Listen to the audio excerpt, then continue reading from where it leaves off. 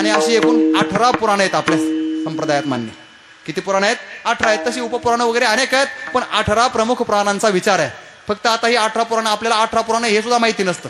पण 4 वेद, 6 शास्त्र आणि 18 पुराणं एवढे आपल्याला माहिती पाहिजेत. निदान त्यांची नावं तरी माहिती असावी.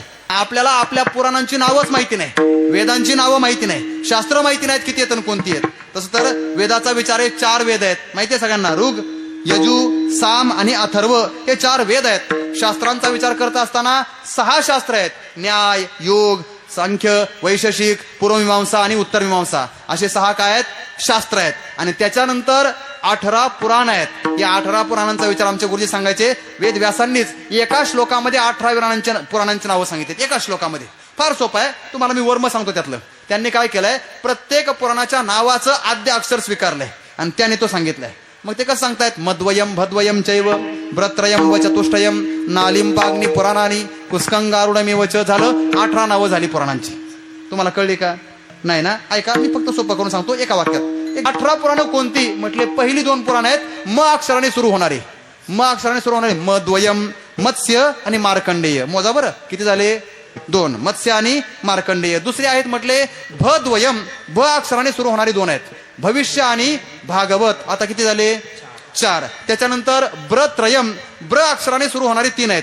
ब्रह्म, ब्रह्मांड आणि ब्रह्मवैवर्त. किती झाले? 7. गणित कळतं ना?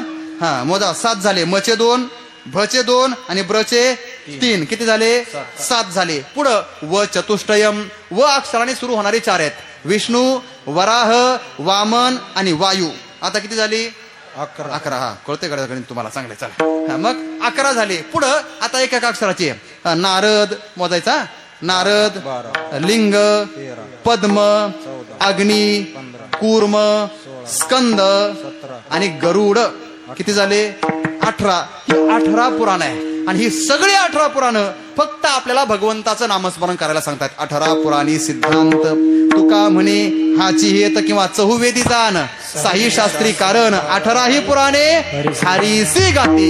ते आपल्याला हे सांगतायत, हरीचं भजन करा म्हणजेच विठोबाला माझं म्हणा. बस, परमार्थ दुसरा काही नाही. आपल्या सर्वांच्या परमार्थाचं तात्पर्य आणि साध्य एवढंच असलं पाहिजे. विठोबा कुणाचा आहे? माझा आहे.